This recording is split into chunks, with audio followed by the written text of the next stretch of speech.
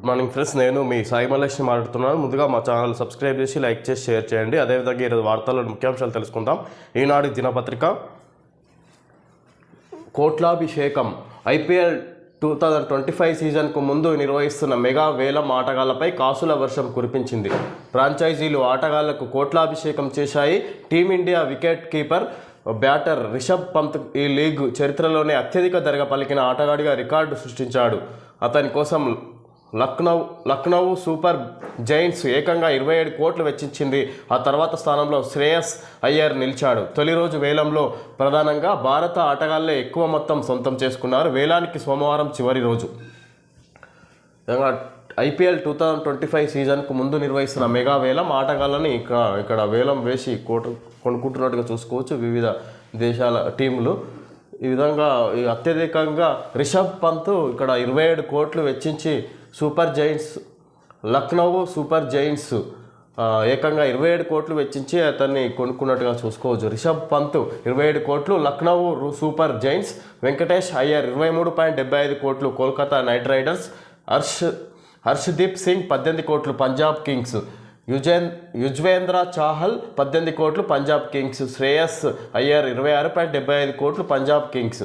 విధంగా వివిధ టీంలు ఆటగాళ్ళని ఈ విధంగా కొనుక్కున్నట్టుగా చూసుకోవచ్చు. IPL 2025కి గాను ముందుగా ఆటగాళ్లను ఈ విధంగా కొనుక్కుంటున్నట్టుగా చూసుకోవచ్చు. తెలంగాణ గజగజ రాష్ట్రాన్ని వరికిస్తున్న చలి పులి. ఆసిఫాబాద్ జిల్లాలో అత్యల్పంగా 9.4 డిగ్రీలు. రానున్న 3 రోజులు మరింత తీవ్రం. వాతావరణ శాఖ 3 జిల్లాలకు ఆరెంజ్, 30 జిల్లాలకు పసుపు రంగు హెచ్చరికలు.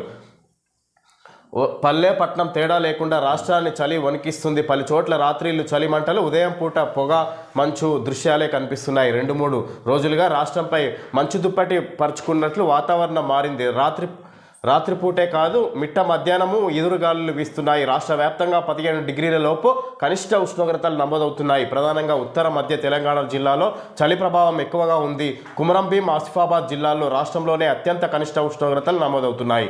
శనివారం రాత్రి సిర్పూర్ లో 9.4 డిగ్రీల సెల్సియస్ ఉష్ణోగ్రత నమోదైంది. ఈ జిల్లాల్లో కెరమెరి, వాంకిడి, ధనోరా, తిర్యాని, ఆసిఫాబాద్ మండలాల్లో చలి తీవ్రత ఎక్కువగా ఉంది.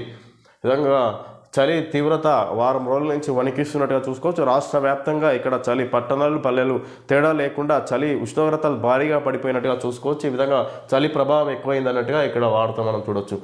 విధంగా రాష్ట్ర వ్యాప్తంగా 15 డిగ్రీల లోపు కనిష్ట ఉష్ణోగ్రతలు నమోదవుతున్నాయి. ప్రధానంగా ఉత్తర మధ్య తెలంగాణ జిల్లాలో చలి ప్రభావం ఎక్కువగా ఉంది.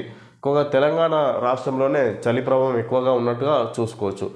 ఆసిఫాబాద్ జిల్లా లింగాపూర్లో చలిమంట కాచుకుంటున్న స్థానికులు. ఏటా డిసెంబర్లో ఉష్ణోగ్రతలు అత్యంత తక్కువ స్థాయికి పడిపోతాయి. ఈ ఏడాది కొన్ని జిల్లాల్లో నవంబర్లోనే ఆ పరిస్థితి నెలకొంది.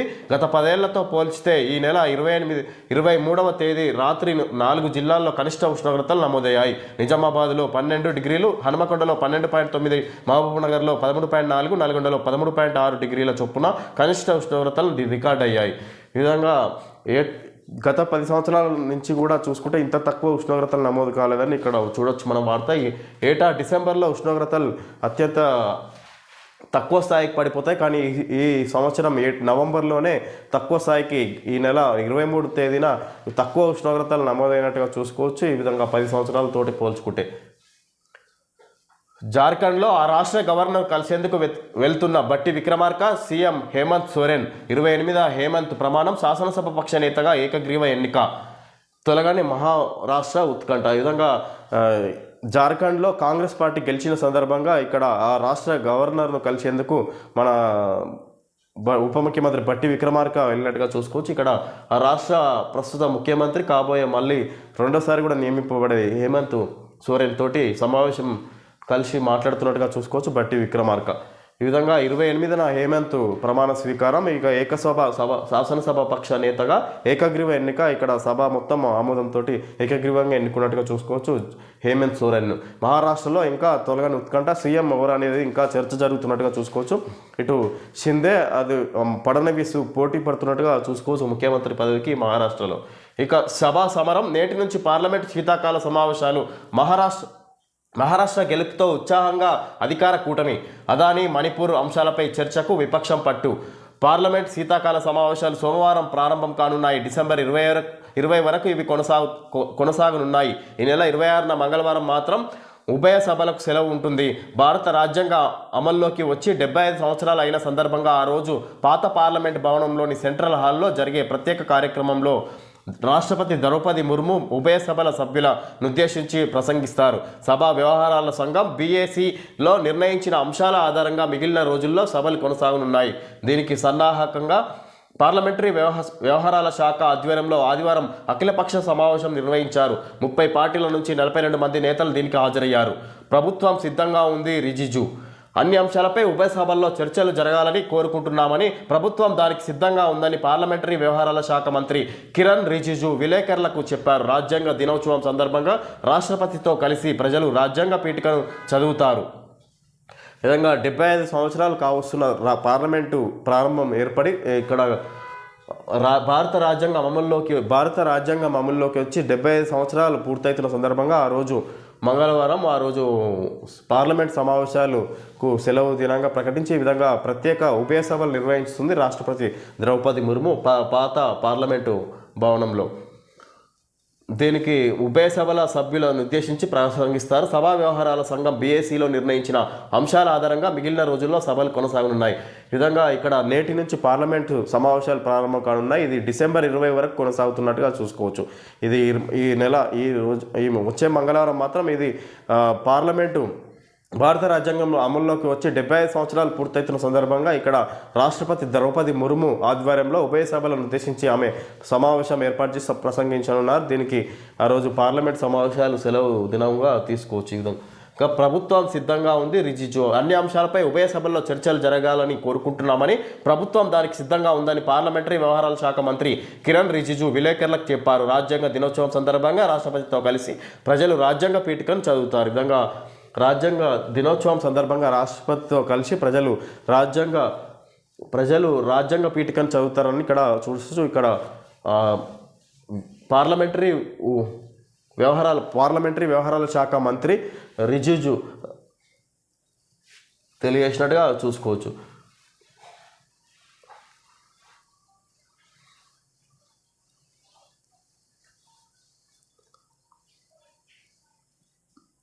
వనవాసి నగరవాసి తేడాల్లో అంతా భారత వాసులమే.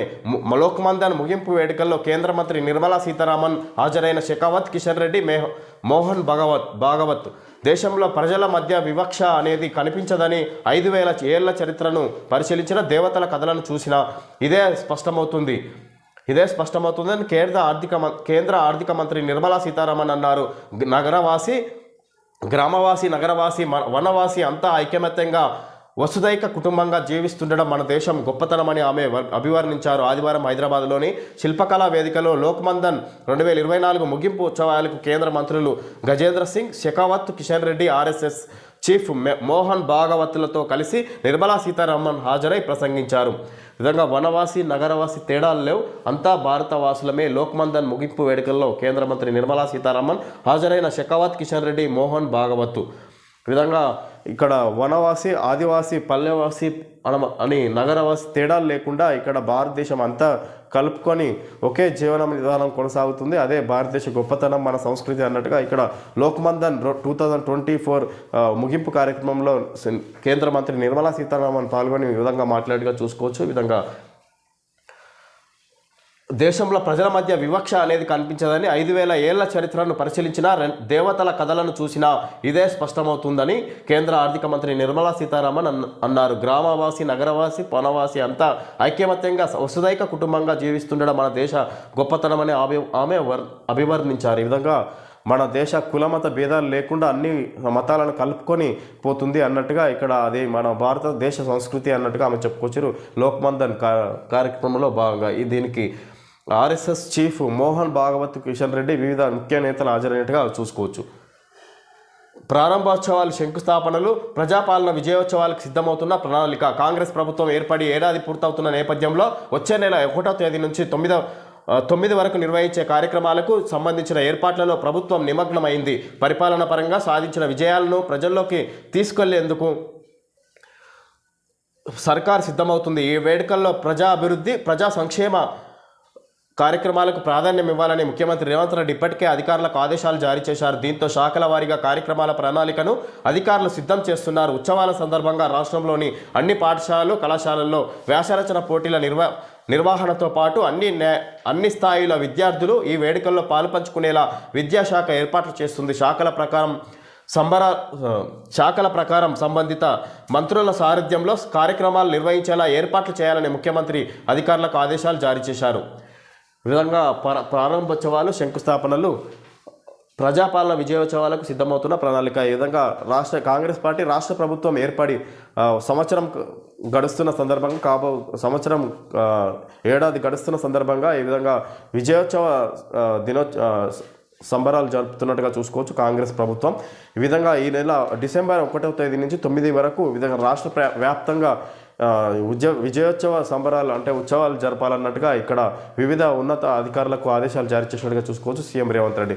ఈ ఉత్సవాల్లో భాగంగా ఇక్కడ రాష్ట్ర ప్రభుత్వం చేపట్టిన వివిధ పథకాలను, కార్యక్రమాలను, అదేవిధంగా యువతకు ఉద్యోగ అవకాశాలు కల్పించడంలో అవన్నీ వివరాలు, ప్రభుత్వం చేపట్టిన పథకాలన్నీ ప్రజల్లోకి తీసుకెళ్లాలి, అన్ని దానికి మీదనే ఈ విధంగా ఉత్సవాలు నిర్వహించాలన్నట్టుగా రాష్ట్ర ప్రభుత్వం కసరత్తు చేస్తున్నట్టుగా చూసుకోవచ్చు. ఈ విధంగా వాళ్ళు చేసిన మంచి పనులు ఈ విధంగా అన్ని ప్రజలకు అర్థమయ్యేలా ఉత్సవాలను నిర్వహించాలన్నట్టుగా దాంతో ఈ విధంగా 9 రోజులలో ఇవన్నీ తెలియజేయాల ప్రజలకన్న ఉద్దేశంతో వాళ్ళు ఉత్సవాలు నిర్వహిస్తున్నట్టుగా చూసుకోవచ్చు.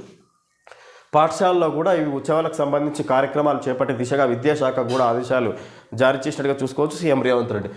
కాంగ్రెస్ భాజపాలకు వ్యతిరేకంగా సంకల్ప దీక్ష 29న అన్ని జిల్లా కేంద్రాల్లో దీక్షా దివస్ ప్రారంభం. డిసెంబర్ 9న మేడ్చల్లో తెలంగాణ తల్లి విగ్రహ ఆవిష్కరణతో ముగింపు.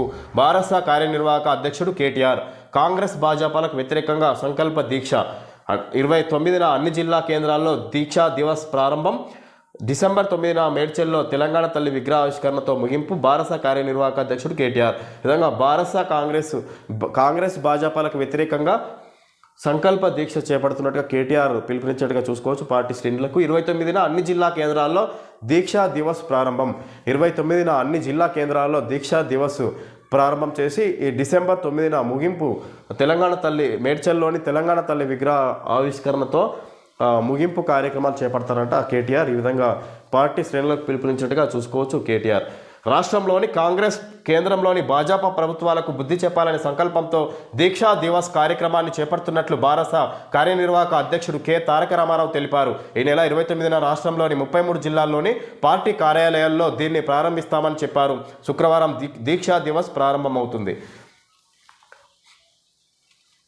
నిజంగా ఇక్కడ రాష్ట్రంలోని కాంగ్రెస్, కేంద్రంలోని భాజపా ప్రభుత్వాలకు వ్యతిరేకంగా ఈ విధంగా సంకల్ప దీక్ష దివస్ సంకల్పంతో భాజపా ప్రభుత్వాలకు బుద్ధి చెప్పాలనే సంకల్పంతో ఈ విధంగా దీక్షా దివస్ కార్యక్రమాన్ని చేపడుతున్నట్టుగా భారత కార్యనిర్వాహక అధ్యక్షుడు కేటీఆర్ పిలిపించినట్టుగా చూసుకోవచ్చు. ఈ విధంగా ఇక్కడ రాష్ట్రంలోని ఈ నెల 29న ప్రారంభం.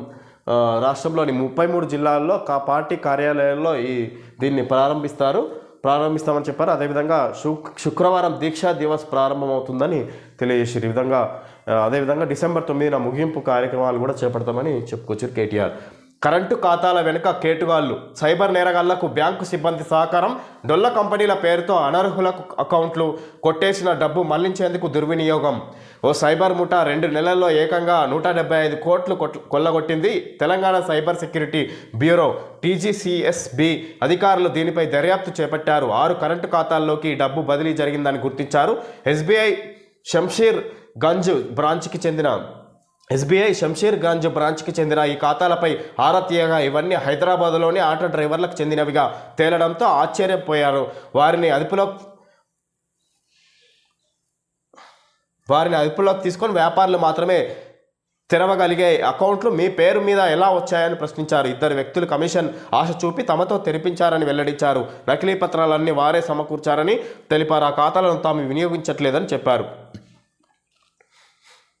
ఈ విధంగా ఆటో డ్రైవర్ల పేరుతోటి కరెంట్ అకౌంట్లు ఓపెన్ చేసి ఈ విధంగా సైబర్ నేరగాళ్ళు 175 కోట్లు కొల్లగొట్టారని చూసుకోవచ్చు. ఈ విధంగా వాళ్ళకు తెలియకుండానే వాళ్ళ దగ్గర కమిషన్ ఆశ చూపి ఆటో డ్రైవర్లకు 2 వ్యక్తులు ఈ విధంగా వాళ్ళ పేరు మీద కరెంట్ అకౌంట్లు నడిపిస్తూ ఇక్కడ కోట్ల రూపాయలను సైబర్ నేరగాళ్ళు కొల్లగొట్టినట్టుగా చూసుకోవచ్చు. బ్యాంకుల్లో పెద్ద మొత్తంలో లావాదేవీలు జరిపే వ్యాపార సంస్థలకు మాత్రమే ఇవ్వాల్సిన కరెంటు ఖాతాలు ఇప్పుడు సామాన్యుల పేరిట పుట్టుకొస్తున్నాయి. సైబర్ నేరగాళ్ల మోసాలకు ఇవి ఆలంబన అవుతున్నాయి. తాము కొట్టేసే సొమ్మును ఇలా సామాన్యుల పేరిట తెరిచి ఖాతాల ద్వారా కాజేసే సైబర్ నేరగాళ్ల ముఠాలు ఇటీవల పట్టుబడ్డాయి. బ్యాంకుల్లో సేవింగ్స్ అకౌంట్ల ద్వారా నగదు లావాదేవీలకు పరిమితులుంటాయి. కరెంటు అకౌంట్లు దీనికి పూర్తిగా భిన్నం. దీన్ని తెరవాలంటే వ్యాపార సంస్థ ఉన్నట్లు ఆధారాలతో పాటు కొన్నేళ్లుగా నిర్వహించిన నగదు లావాదేవీల వివరాలు, స్థానిక సంస్థలు జారీ చేసిన అనుమతి పత్రాలు, కంపెనీస్ ఆఫ్ రిజిస్ట్రార్ ఆర్ఓసి లేదా ప్రభుత్వ సంస్థలు గుర్తించిన ధృవపత్రం, ఆదాయ రుజువు, చిరునామా ధృవీకరణ వంటివి బ్యాంకుల్లో చూపించాలి. ఈ విధంగా కరెంటు ఖాతాలు ఉండాలంటే వ్యాపారాలు ఎప్పటి నుంచో నడిపించి ఉండాలి. ఈ విధంగా లావాదేవీలు కూడా చూపించుకోవాలి.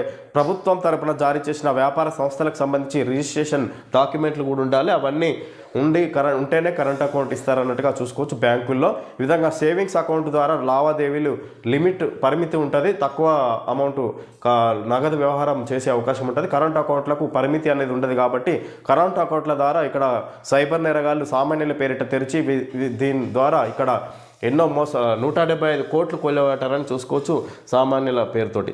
ఈ విధంగా ఏకంగా ఎస్బీఐ శంషీర్ గంజ్ బ్రాంచ్కి చెందిన ఈ ఖాతాలపై ఆరా తీయగా ఇవన్నీ హైదరాబాద్లోని ఆటో డ్రైవర్లకు చెందినవిగా తేలడంతో ఆశ్చర్యపోయారు. వారిని అదుపులోకి తీసుకొని వ్యాపారులు మాత్రమే తెరవగలిగే అకౌంట్లు మీ పేరు మీద ఎలా వచ్చాయని ప్రశ్నించారు. 2 వ్యక్తులు కమిషన్ ఆశ చూపి తమతో తెరిపించారని వెల్లడించారు. నకిలీ పత్రాలన్నీ వారే సమకూర్చారని తెలిపారు. ఆ ఖాతాలను తాము వినియోగించట్లేదని చెప్పారు. ఈ విధంగా ఆటో డ్రైవర్ల పేరుతోటి తప్పుడు పత్రాలు సృష్టించి కరెంట్ అకౌంట్లు తెరిపించారు. ఈ విధంగా ఎస్బీఐ శంషీర్ గంజ్ బ్రాంచ్కి చెందిన ఖాతాలను పరిశీలించగా విషయాలు వెలుగులోకి వచ్చినట్టుగా చూసుకోవచ్చు. Pilot writing is emotion, writing driven by emotions, uninterrupted by barriers. Hitech point pen advertisement ఇవ్వడం జరిగింది. Rechargeable with cartridge, most preferred brands 2023-24, PPIN private limited, registered office and factory address కూడా ఇవ్వడం. ఓకే ఫ్రెండ్స్, ఈరోజు వార్తల్లోని ముఖ్యాంశాలు తెలియజేయడం జరిగింది. Thank you friends.